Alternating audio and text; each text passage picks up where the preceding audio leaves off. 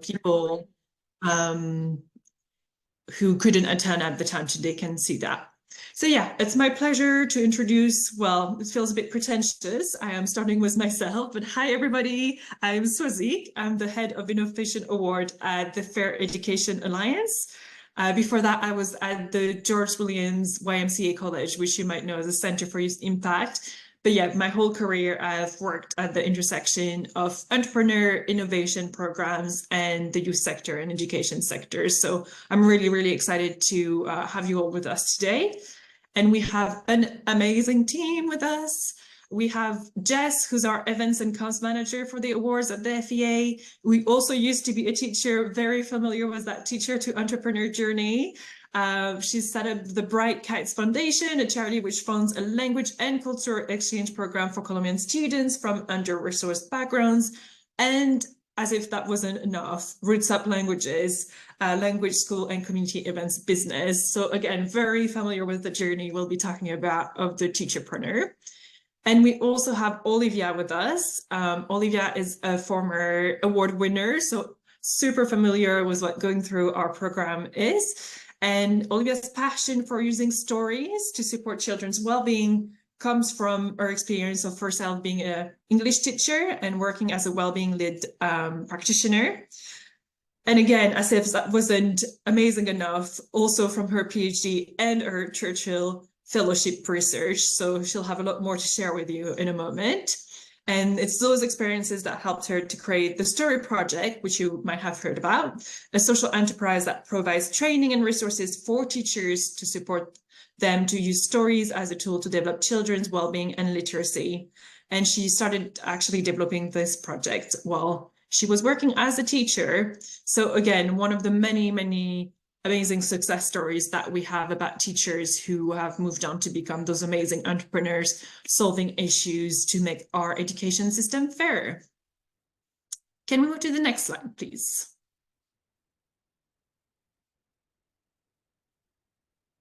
Amazing. So what we'll cover today is a quick overview of the Innovation Award and the role of the Teacherpreneur, exploring a little bit what motivates teacherpreneurs.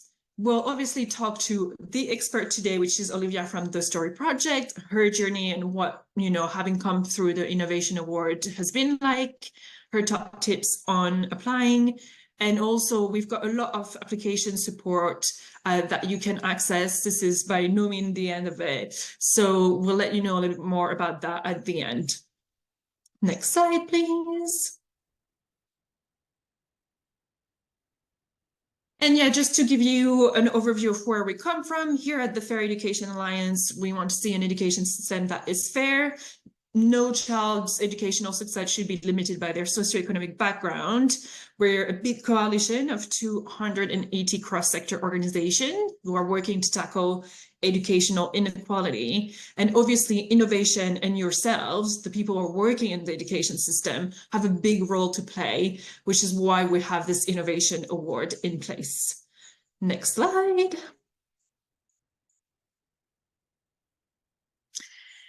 So this Innovation Award, I'll tell you a bit more in a second about the structure of the program and everything that goes into it. But the big overview is that we want to find the new solutions that can transform the education system and make it fairer for all. So we're really looking for those solutions that are transforming the education system and that are targeting, students, young people, children who are experiencing some sort of lower socioeconomic background.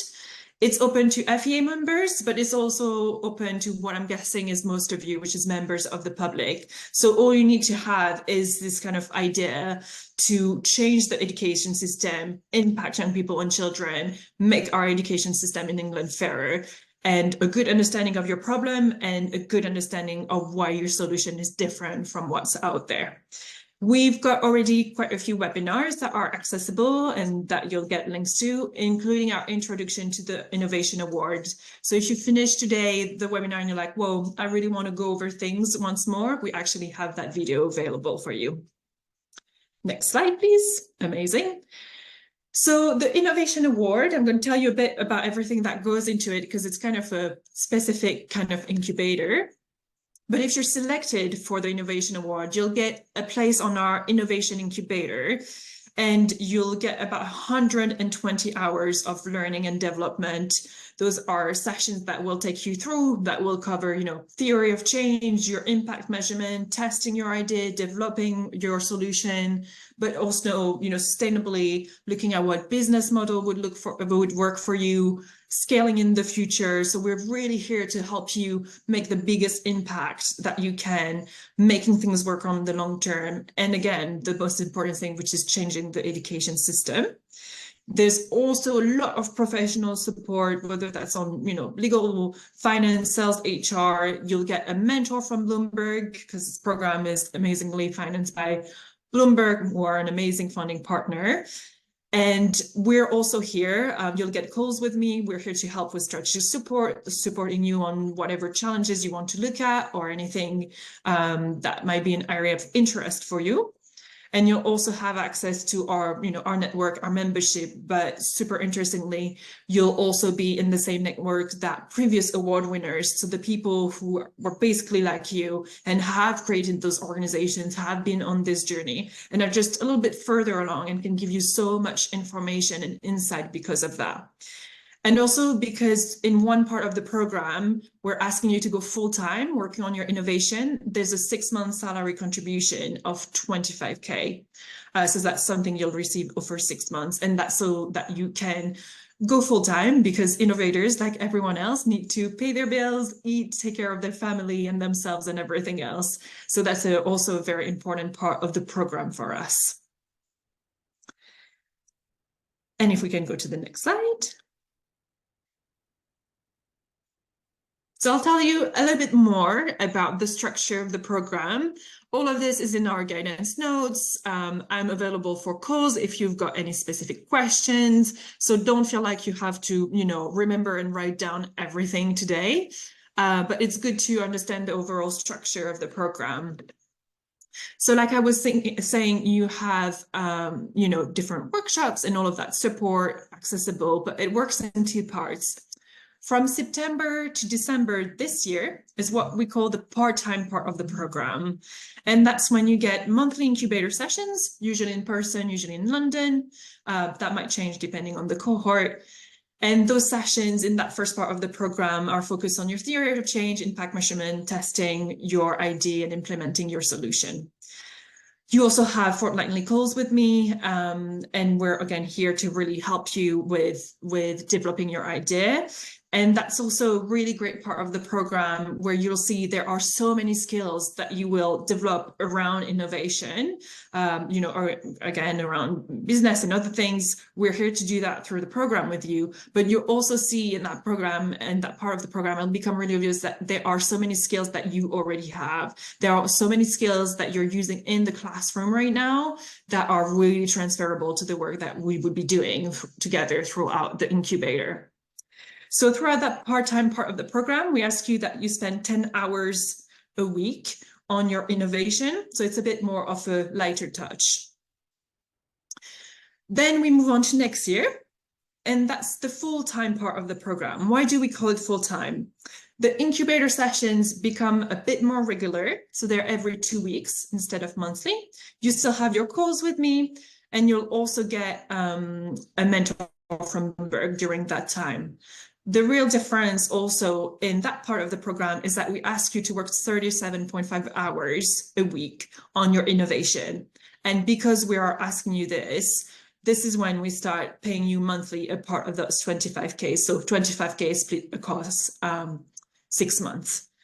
So again, there's that part-time part where you have, the beginning of the support, you're spending 10 hours a week minimum on your innovation. And then starting January of next year, we're actually spending 37.5 hours a week.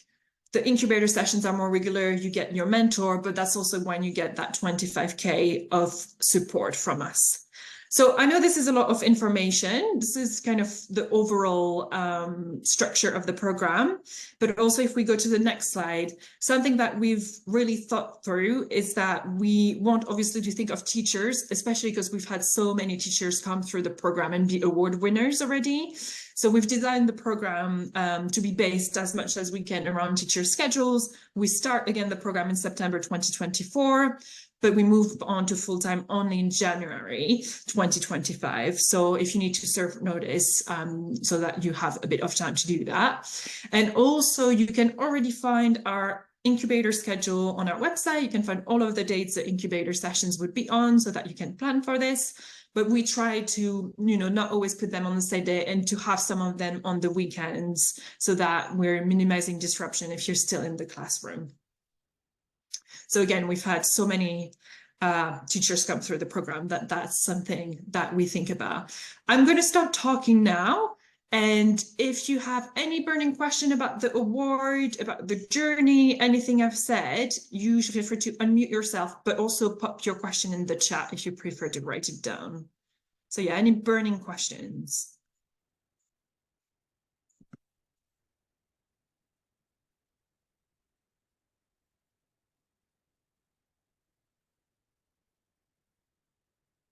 Deafening silence. No, everything I said was super clear.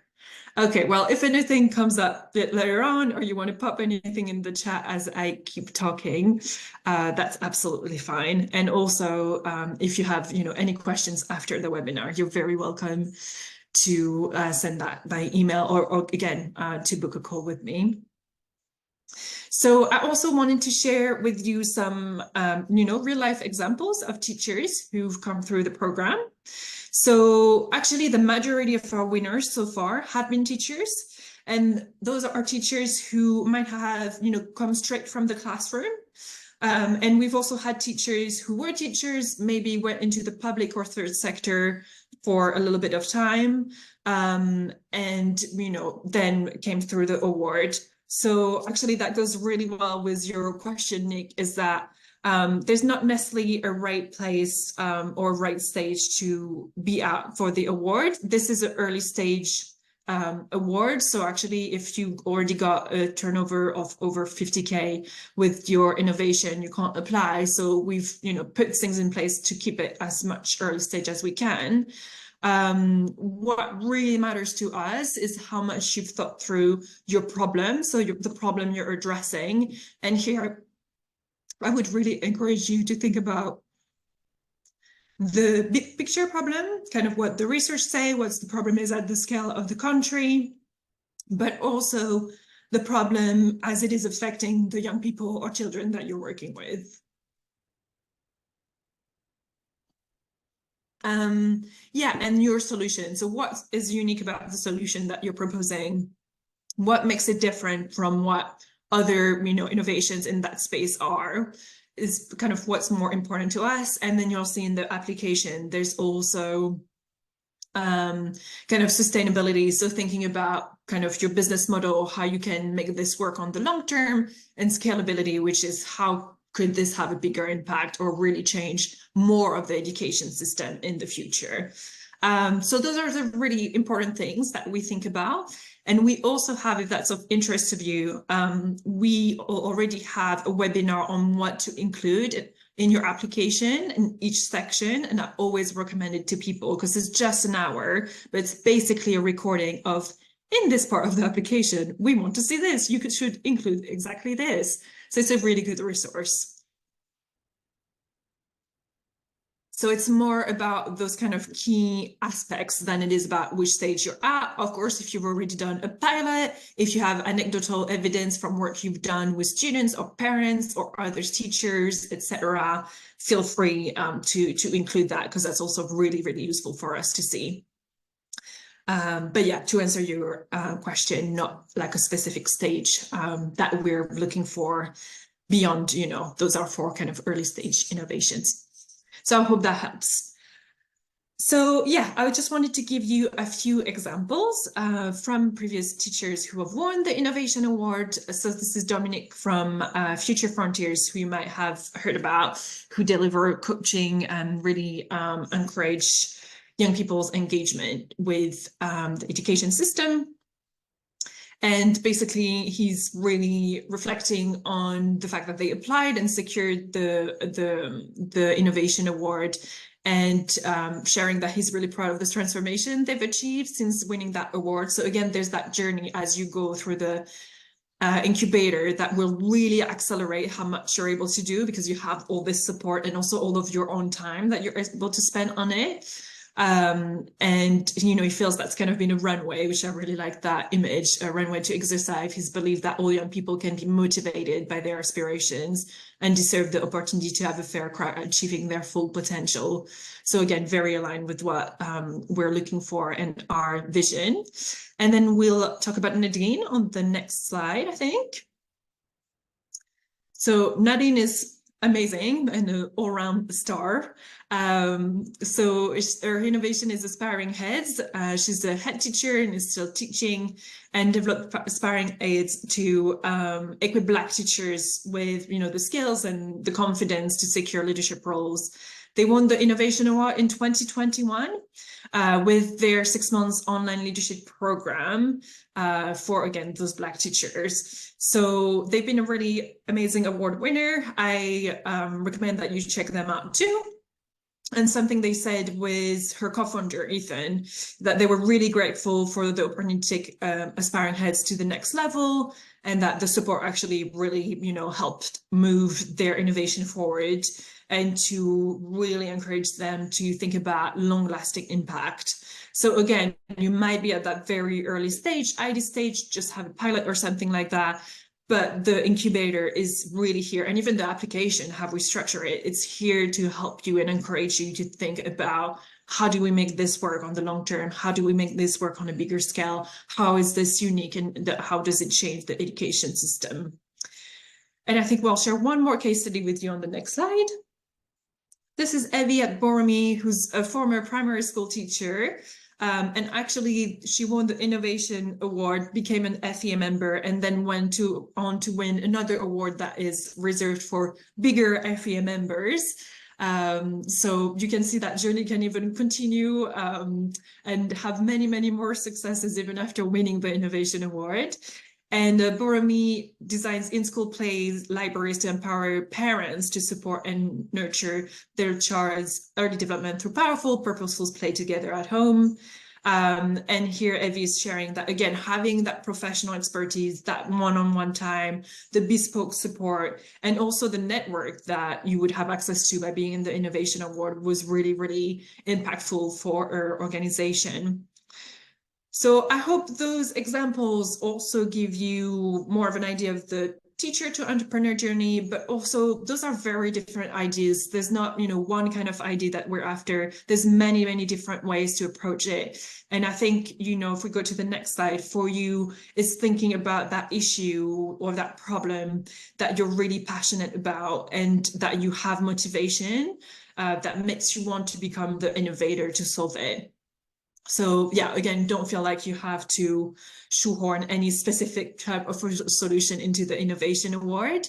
It's really about understanding your problem really well, thinking about what's unique about the solution that you're proposing. And again, for that young person or child that we're, kind of going through your program or your project, what's the difference from them, from when they just have this challenge to deal with compared to when they have the support that or the solution that you're providing. So that's a lot of me talking. I hope that's given you a bit of an overview. I know that's a lot of information. Again, all of this stuff is in our guidance notes. We have several webinars on the award and also on writing your application out there, and more support that we'll tell you about at the end of the webinar. So now we're actually going to talk to Olivia, who's way more of an expert than me because she's actually gone through the journey of teacher to entrepreneur. So Olivia, I think we've got an intro for you on the next slide that can read through.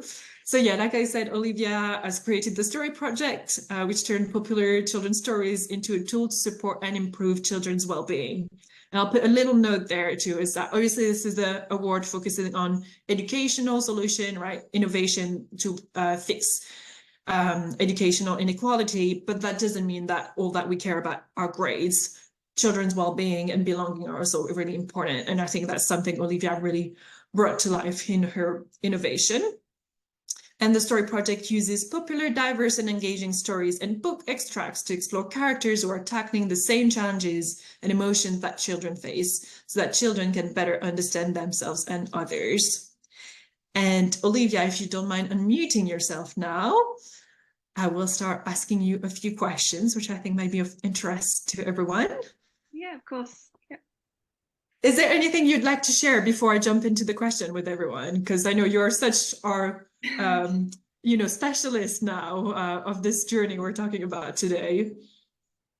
Yeah, I think like everything that you've said and like the experiences of the other teachers is definitely experiences that I've had too.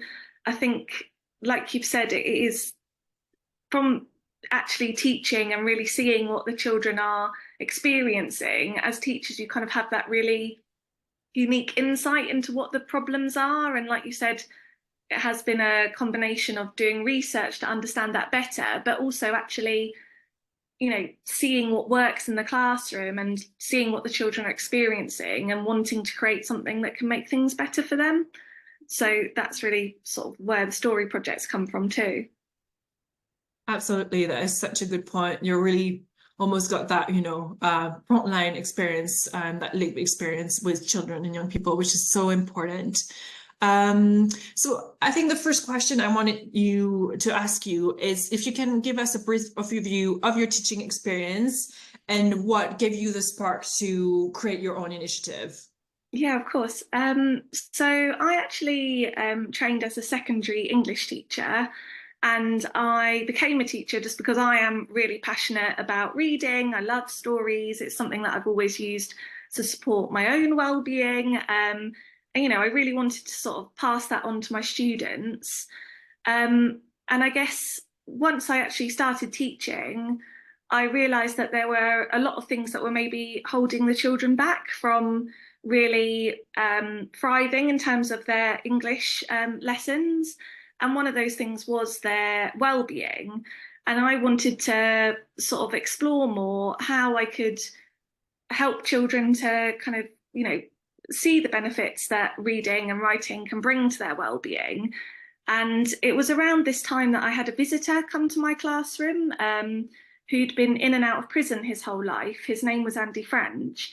And he spoke to the children about how the book of Mice and Men, which is what we were studying at the time with my GCSE classes, had changed his life. He'd taken part in a programme in prison that had kind of connected him with the characters, looking at the themes around well-being, such as loneliness and work and friendship. And this had enabled him to turn his life around from sort of a cycle of incarceration to now he was training to be a teacher. And he spoke to the children about this, and it was really inspiring. But also as the teacher, I was thinking, what is it that they've done in this prison programme that maybe we're not doing in the classroom? Is there more we could be doing in my subject to support children's well-being and really connect them to the stories? That I found out the program that Andy had taken part in was inspired by an American program, and the American program was, I guess, taking things a step further, where people were actually being sentenced to reading groups, but for petty crimes. So rather than going to prison, they would take part in a reading group and look at the themes and connect with the characters, with the judge, with the probation officers all together. And they were finding a 50% reduction in reoffending. So I was able to get a Churchill Fellowship, which allows people from the UK, if they hear of something happening overseas that they think could benefit the UK, they will fund you to go over there and to research and to learn from that experience. So I went to America, visited this program's happening in prison, but also visited 13 other programs that were working in schools, nurseries, universities, all linking using stories and reading and writing to support young people's well-being. And once I'd done that, I guess I came back and I was looking for ways to take what I'd learned and really think about how it could be implemented in the UK. And one of the big things that came out of it was the younger you can start this work, the better. So I actually went back to teaching, but I went to the primary classroom. And I started working as a wellbeing lead practitioner at a local primary school. And through that role, I was delivering, sort of leading in terms of how we support wellbeing as a school, but also, leading on PSHE and relationships and sex education. I was also supporting children who are particularly struggling with their wellbeing. So through that role in school and through that kind of experience of working with children day in, day out, I was getting a better idea of which of the things that I'd maybe seen in my research would work in the UK. I was able to sort of test things out or just speak to other members of staff about what was working. And that's where I started to develop the story project, essentially, trialing different stories that linked to the different things that children were learning for their well-being, and also creating a framework of how teachers can best use those stories to support children's well-being. So, and that's, where I started to apply for different types of funding so that I could kind of take this idea and, really spread it with more schools and sort of develop it further. I had sort of big ambitions, I guess, for it, where I could see it was going. And through the sort of Fair Education Innovation Award, that was when I, made the sort of final leap to sort of step out of the classroom and work on the story project full time. Amazing. Thank you so much for sharing with us, Olivia. I never tire to hear about the story project. So I guess it brings us to the perfect point. How was that transition for you from the classroom into the incubator? And is there anything you kind of wish you'd known before jumping into the Innovation Award program?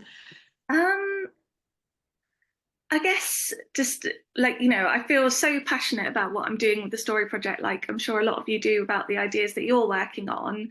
And I think it is such a privilege, is the first thing, just to be able to work on that full time and to be able to share that, the resources that and the support that we've created with more schools and getting that positive feedback. So it's been a real privilege. I guess the sort of challenge has been, obviously as a teacher, I'm really passionate about sort of resource design and presenting, training, those kind of things. But I've had to really learn a lot of other skills to be able to, when I first started the story project, I had a lot of support from my school in terms of maybe managing any finance type issues and stuff like that. But as it's spun out into its own, we're actually set up as a community interest company now.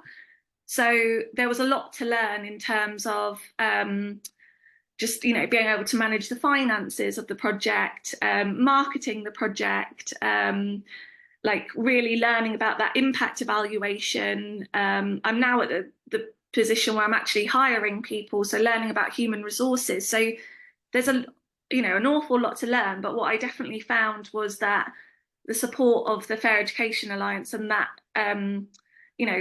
what Sussex mentioned about the, one-to-one support and just being able to ask those kind of individual questions about things that were really pertinent to the stage that I was at, but then also those regular meetings with the other award winners where we're all kind of learning about things such as managing finances and having the experts there to kind of share with us. And also those people who are a bit further ahead. That was really just helpful to hear and learn from their experiences. So I think there's lots that I would have liked to have known before, but I guess that's the whole point of it. Like you can't know everything. And, as a teacher, I never had obviously any training in running a social enterprise. So that's where the gaps were. And that's, I know that even when I was doing the application for the Fair Education Alliance, I was aware that those were my gaps, and it was thinking about, actually, that's some of the things that I know are covered on the during the incubator, but also thinking where else might I be able to get support. So really looking at other opportunities to kind of build skills in those areas too. Amazing. Thank you so much. And I think, yeah, it's so great that even in your application, you were able to say, to identify those are the skills that I have and those are the gaps. And we really encourage everyone to do that. You know, we don't expect everyone to come to the Innovation Award application process saying, I know how to do everything, because then you probably wouldn't benefit from the program anyway. So it's really great to hear that. And I'm curious, you know, we've just talked about the gaps in skills, but I'm just curious about which skills or which experiencing from the classroom kind of set you up or helped you as you were becoming this amazing entrepreneur? Um, I think everything really, because I think it just really helps in terms of, so with the story project, we achieve our vision and mission by training and providing resources for teachers. So essentially having that experience of, you know, being the teacher and that, and now providing the training for them, obviously that really helps to know the sort of the reality of what it's like in the classroom. I guess, of course, the resilience that comes from teaching is applicable to any scenario. I think it kind of makes you feel like you could do anything once you've taught, especially sort of Friday afternoon. So I think that resilience really, you know, stood me in stead when I was thinking, you know, learning these new skills for the story project. You know, I think I really did feel like I was used to sort of having to learn lots of new things and being put on the spot and kind of innovating. I guess you do that all the time as a teacher, don't you? Um, so yeah, I think obviously that real understanding of the problem, but also that resilience probably are the main transferable skills.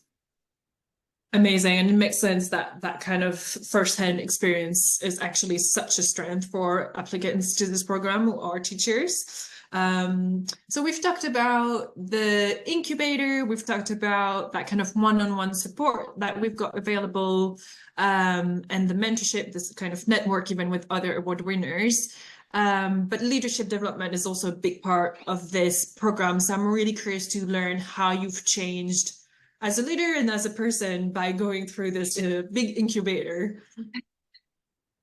Yeah, I really think actually one of the things that the incubator has done is really championed me and the story project. You can even hear from the way that the FEA is talking about the story project now and talking about all the other different innovations. You really feel like you're part of something really exciting and a big movement, and you get to take part in things such as the summit and meeting with other innovators, and you just feel like you're really part of something exciting, which, you know, sometimes when I was developing this in my school, it did feel exciting because I was really passionate about it, but it can sometimes feel like, you know, a little bit isolated. So it was just nice to have those other people who kind of had similar visions or passions to you. So I think that sort of championing and that feeling like you're part of something really big is really important.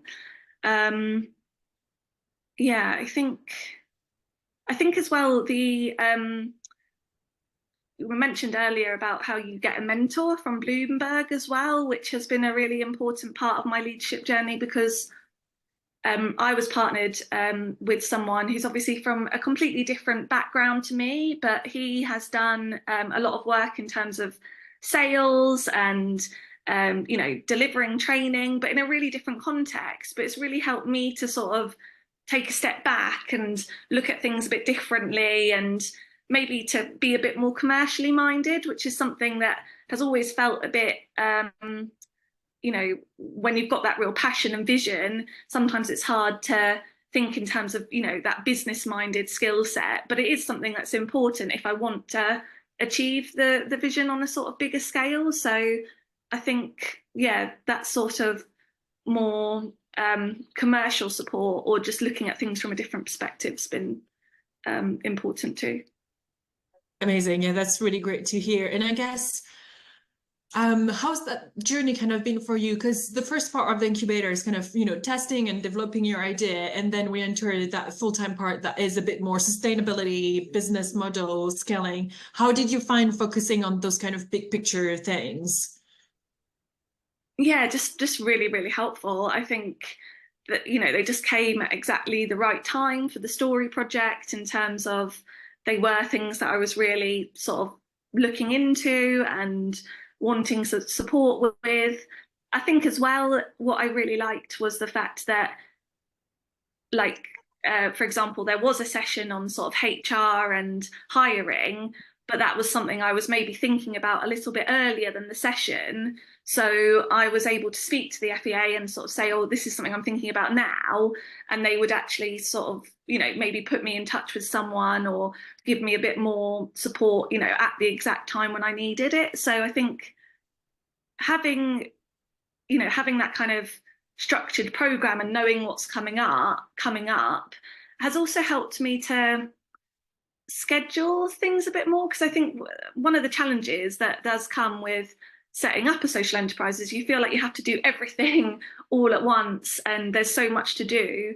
So having this sort of FEA schedule of we're going to do this at this time, and it kind of made me think, okay, I haven't thought about that yet, but I know it's coming, and do give this sort of thing that we're doing right now some headspace, and kind of don't panic about trying to do everything at once. So yeah, I think everything about it was really helpful.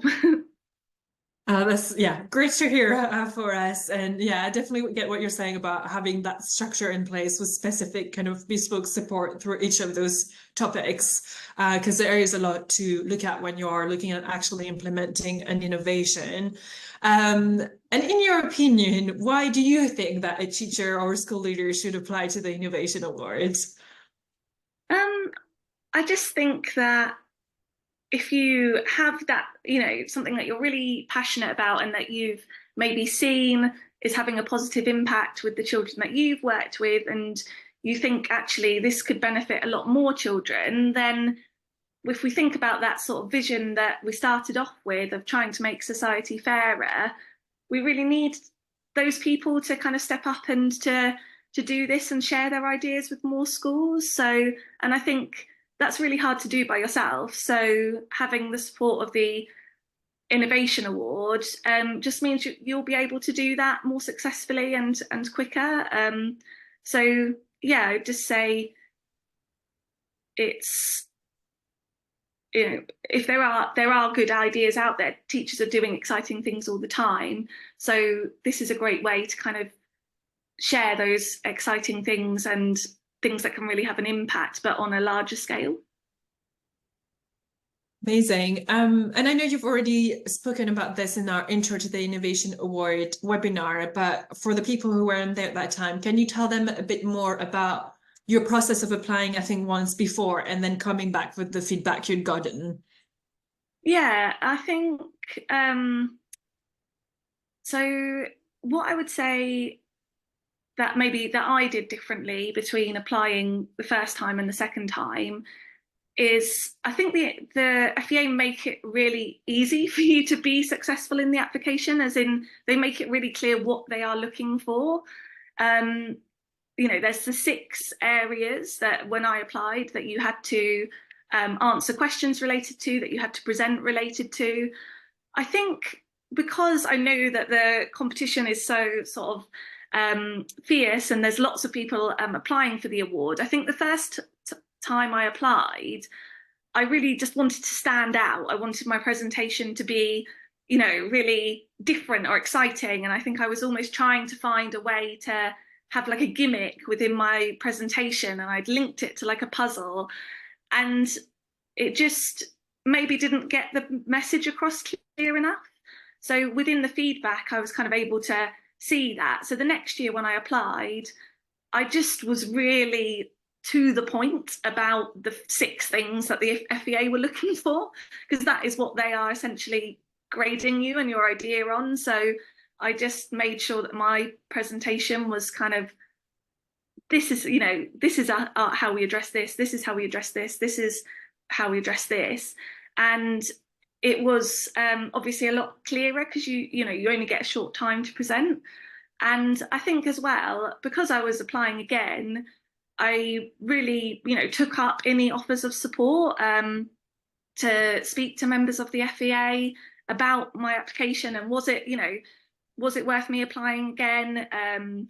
Talking about some of the challenges that I'd had the last time, and I just found that the support was really fantastic when I was applying. So that kind of gave me the confidence to think, well, you know, I should apply again. Amazing. Yeah, and I think it brings back to what you were mentioning at the beginning, that that lived experience, that passion about the problem, that knowledge that you all have about, you know, the young people and children that you're working with, and is actually good enough. And the solution that you've come up to solve that problem might change, but that, yeah, that passion and that knowledge actually speaks volume. So it's really great that you were able to share that in such an amazing way when you applied. And I think when you continued on that journey with us throughout the incubator. Thank you so much, Olivia. I'm wondering if anyone other than me has any questions for Olivia. If you want to pop them in the chat, I'm very happy to read them for you, but also if you would like to unmute yourself, you're very welcome to do that. This is your time. You have a person who has gone through the journey who's here to answer questions. So this is your time to shine and ask any questions that you may have. Hello, I've got a question. You've talked a bit about the coming back that second time and applying again, but I wondered, that second time, what did you find was the kind of the most challenging part of that application process, and what did you do to get over those barriers, to overcome those challenges? I think for me, you know, like I said, it was just that being really clear. Maybe it's being, as an English teacher background, I think my sort of potential is to be quite verbose and try and make it sound interesting, but actually just being really clear of what it is that I am doing and how it meets the question aim. So I think for me that was the main challenge. I think as well, you know, if there's things like that are sort of specific to your idea, and stuff that I did was speak to the FEA about it and just ask questions. You know, like for me, obviously, I was working on a PhD as well, so I was quite. I had a few questions about whether I should still apply if I was kind of doing that, and so I just found that really, you know, being open with the FEA, they wanted this, it felt like they really wanted me to succeed. So yeah, I think that just being concise and yeah, just asking for support if you need it. Yeah, and I'll go through all of the support that's available in a second. But if everyone else wants to unmute themselves or pop the question in the chat, you're very welcome to do that now.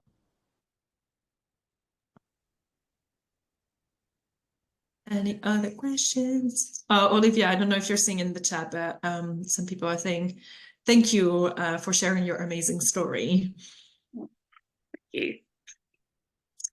Any other questions? I'm sorry, Thomas is asking, is this now your full-time job?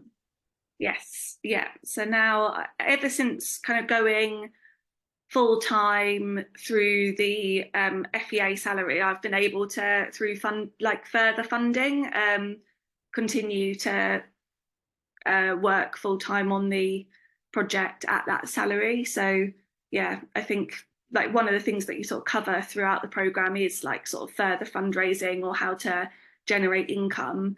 So I have been sort of fortunate in that I'm still working full-time on the project. Great question. Anything else? Anything more?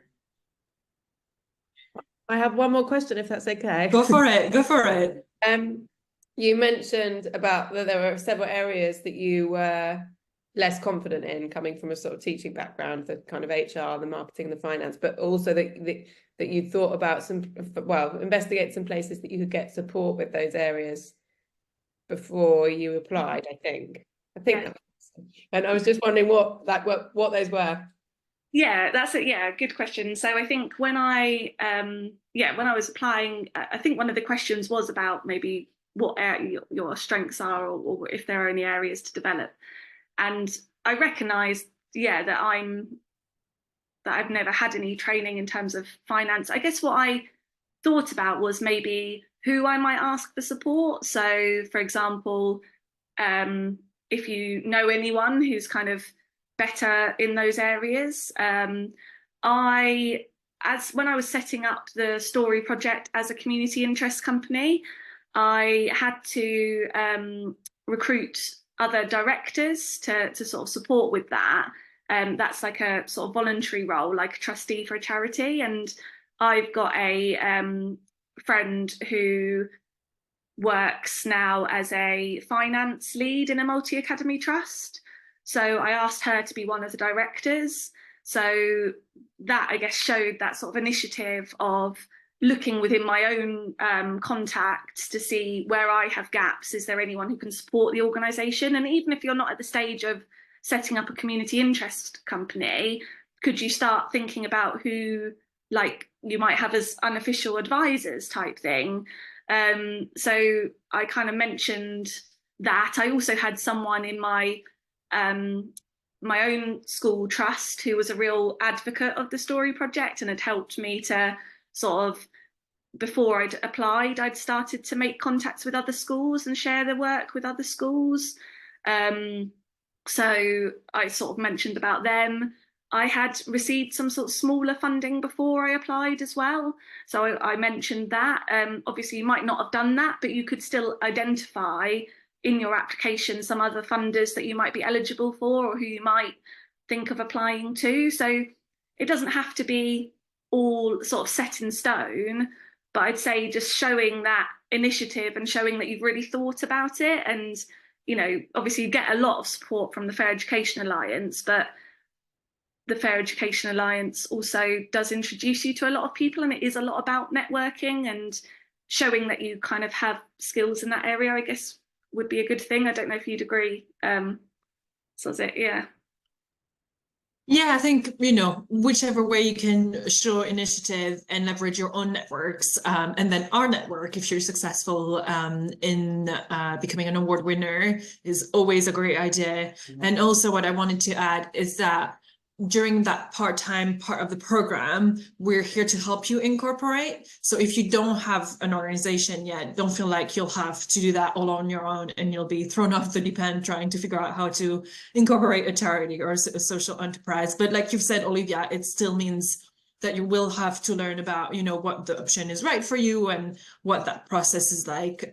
So yeah, there's lots of support. And then there's also, you know, that need to be entrepreneurial, I guess, which is very appropriate.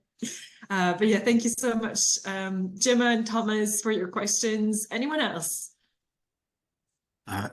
Sorry, yeah, I've got another kind of follow-up question that's related to the first one I asked. Like for me, the main concern is like leaving a relatively well-paid career as a teacher in the middle of an academic year. Especially like with the living costs in London. 6 months salary contribution would take you up to June. So if it doesn't take off, then you're like, what do you do for the next few months before potentially, like, I'm trying to change schools right now. I'm trying to like, I'm having interviews at I'm a secondary school teacher, by the way. I'm a science teacher in South London. Yeah, there's always the worry if you try like a new venture. Were you ever really concerned, like, this, what happens if it doesn't work out and then you have to go back to teaching full time and it's just a bit awkward going back to the classroom? And I think you said that you did go back to teaching. Yeah.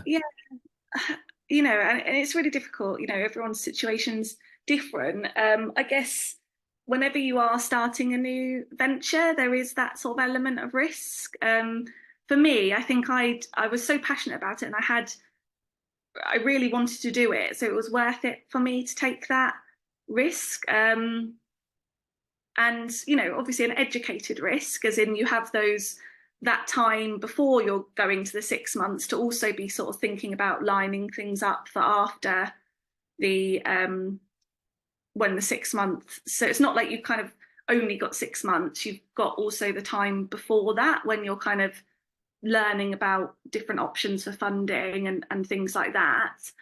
I think this is sort of my mentality, I guess, was around the fact that having a teaching qualification means I will always be able to get work, whether that's supply work. Also, you know, I guess there's always people who are looking for teacher type skills. So, but for me, I guess the pull of wanting to see this succeed and wanting to feel like I'd given it that go, and really, you know, the FEA kind of made that possible to kind of, I guess otherwise I'd have been sort of probably taking this leap but without the 6 months salary, and sort of trying to do it more on a whatever I can sort of scramble together. And I had, I guess, made the decision to go down in my days at school because while I was developing this, so I'd kind of already taken a bit of a risk. But yeah, it's not an easy thing to sort of think about. It's something you'd have to think about for your own situation, but it's that sort of weighing up the risk and the benefit, I guess. I don't know whether if other people have had the same sort of mentality that you've been speaking to, or.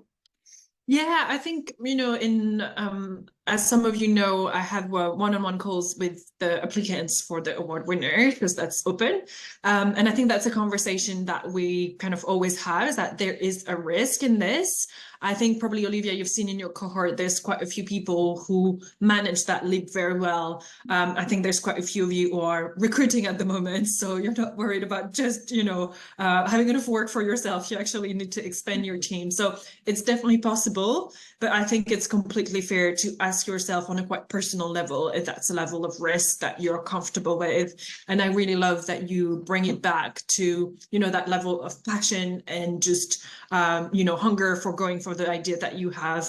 But we also understand that, you know, depending on the time in your life and other circumstances, that is a big decision, and it's fine to think about that. And also, again, I have one-on-one calls available that will give you a link for that you can book through to have a conversation with me, and that can be about your application, eligibility, the program. But I'm also happy to have that conversation with you about just risk. This is something we're very open about, and that's something that just goes into those applications and making that leap into having these 6 months covered, and then, you know, fundraising and thinking of a model. And that's also why we ask you about sustainability and your business model in the application, because we already want to be thinking with you about how do we make this work on the long term, so that after the 6 months also that innovation and that impact doesn't stop, including for you. So that's a big part of what we focus on. We have time for one more question. If anyone has a burning question for Olivia. Is there any chance I could ask one? Go for it. Olivia, your story is amazing. I think the story project sounds incredible. I'm primary trained. I've done it for 15 years, so I think it's brilliant. I don't know with this question if I'm barking up the wrong tree here, but it's kind of just to clarify in my head, and it kind of links with some of the questions that have already been asked. But obviously, how, in terms of your business that you've developed here, your project, is it based solely around gaining funding so that you can provide stuff for free, essentially? Because obviously one of the things in my head is about schools and restricted budgets and things like that, and just whether that's had an impact on what you're doing and how you've developed your kind of, you know, you talked about becoming a bit more commercially aware and stuff, and just how that has impacted on what you're doing. Because actually over the last 12 to 24 months and possibly longer, really, if we're honest about it, school budgets have been really, really tight, haven't they? So just what the impact of that has been on what you're doing, basically. Yeah, really good question, and a really difficult question. So the funding that I've got at the moment is actually for 3 years, and means that I can provide schools in Bradford with the Story Project training and resources for free. So that does kind of, to your question, I guess, give me that breathing room, as in I'm not sort of requiring school budgets, and I'm able to have a real impact without that kind of challenge. But I guess alongside that, I am always going to be thinking, you know, beyond those 3 years, what, how am I going to sustain it? And, you know, part of my job, obviously, as running the social enterprise is thinking about funding beyond that 3 years. And hopefully, I'd ideally like to provide it to schools for free, but I also want to balance that with having a costed model. And I have charged schools previously for the programme, and I do charge schools in other areas. So at the moment, the balance is it is much more funded in terms of my income is coming from grants, but I am building the capacity to charge schools, and that is affected by the current climate. But the more I can kind of learn about that, the better, really. So, and that is something that I guess the Bloomberg mentors and things like that are helping me with. Yeah, so it's not a sort of, yeah, that's definitely a difficult part of running the enterprise, but there are funders out there who want to fund things that can make a difference in the classroom. So I think an ideal model would be a bit more balanced, but at the moment, which is great, while I'm sort of, you know, growing and getting myself set up, I do have that funding to offer it for free. Oh, thank you so much, Olivia. Thank you everyone for your questions. Really, yeah, really interesting things to talk about. Yeah, if we can go to exactly the slide with the support, I really wanted to let you know that you can book a one-on-one with me. So if you want to talk about your application, the program, there's anything you want to discuss, you can book a 30-minute call with this thing that we'll send you.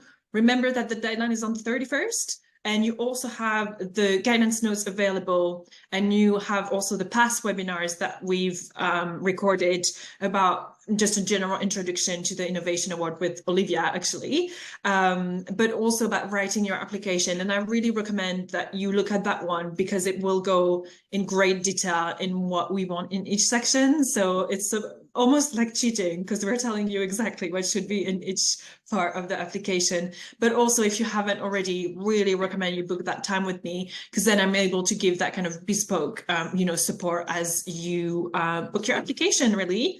So thank you so much for joining us. We'll be sending you a follow-up email with all of those links, all of that information. And now Jess will, just if you don't mind answering our poll at the end of the webinar, so we know how useful it was. I think Jess will pull that up now.